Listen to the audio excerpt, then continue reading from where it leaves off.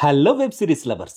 సాహిర్ రజా డైరెక్షన్లో నిమ్రత్ కౌర్, రిధి డోగ్రా, గౌరవ్ అరోరా, అమోల్ పరాశర్ ప్రధాన పాత్రల్లో ఏక్తా కపూర్ అండ్ శోభా కపూర్లు క్రియేట్ చేసిన latest web series Kull the legacy of the Raisinghs season 1 Jio హాట్స్టార్లో స్ట్రీమింగ్ అవుతున్న ఈ వెబ్ సిరీస్లో టోటల్గా 8 ఎపిసోడ్స్ ఉన్నాయి. తెలుగు లాంగ్వేజ్లో కూడా అవైలబుల్గా ఉన్న ఈ వెబ్ సిరీస్ ఎలా ఉందో ఈ రివ్యూలో చూద్దాం. కుల్ అంటే వంశం లేదా కుటుంబం అని మీనింగ్. అధికారం కోసం, ఆస్తుల కోసం పోరాడే ఒక రాజకుటుంబం వారసుల చుట్టూ అల్లుకున్న కథే ఈ వెబ్ సిరీస్. మ్యాక్సిమం స్టోరీ అంతా కూడా ఒక ప్యాలెస్లోనే జరుగుతుంది.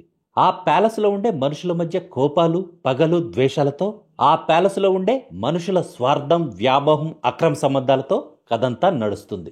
ఎంత తతంగం ఉందంటే ఈ కథ చాలా క్యూరియస్గా, ఇంట్రెస్టింగ్గా ఉండి ఉంటుందనుకుంటున్నారా? అబ్బే, అంత లేదు ఈ వెబ్ సిరీస్లో. రాజా చంద్రప్రతాప్కు 2 కూతుళ్ళు, 1 కొడుకు. వీళ్ళు కాకుండా అక్రమ సంతానమైన ఇంకో కొడుకు. వీళ్ళందరూ ఎవరి రీజన్తో వాళ్ళు ప్యాలెస్ని అమ్మేయడానికి ప్లాన్ చేస్తుంటారు. రాజా చంద్రప్రతాప్కు ప్యాలెస్ని అమ్మడం అస్సలు ఇష్టం ఉండదు. ఇంతలో ఒకరోజు తెల్లారేసరికి రాజా హత్య చేయబడతాడు.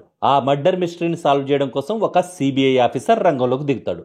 ఆ తర్వాత ఏం జరిగిందనేదే ఈ వెబ్ సిరీస్ మిగతా కథ.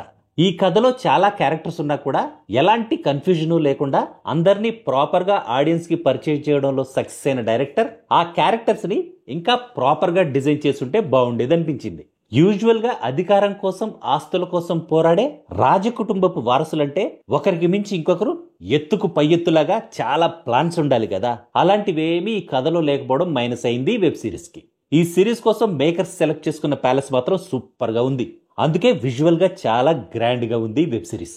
కానీ కథ వీక్గా ఉండడం వల్ల, స్క్రీన్ ప్లే కూడా నార్మల్గా ఉండడం వల్ల సీన్స్ ఏవి ఆడియన్స్కి స్ట్రాంగ్గా కనెక్ట్ అవ్వవు. ట్విస్టులు కూడా ఏమీ లేవు.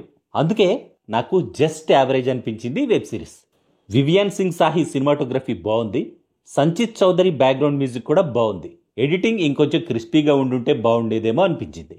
రాజా చంద్రప్రతాప్గా రాహుల్ వోరా, ఇంద్రాణిగా నిమ్రత్ కౌర్, అభిమన్యుగా అమోల్ పరాశర్, కావ్యగా రిధి డోగ్రా, బ్రిడ్జ్గా గౌరవ్ అరోరా ప్రధాన పాత్రలో యాక్ట్ చేశారంతే.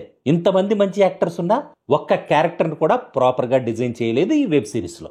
ఫైనల్గా చెప్పాలంటే స్టోరీ, స్క్రీన్ ప్లే వీక్గా ఉన్నప్పుడు వెబ్ సిరీస్ విజువల్గా ఎంత రిచ్గా, ఎంత గ్రాండ్గా ఉండి ఏం లాభం అనిపించింది నాకైతే.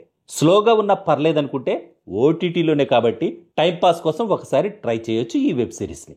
That's all in this review friends. మళ్ళీ నెక్స్ట్ రివ్యూలో కలుసుకుందాం. Thank you for watching.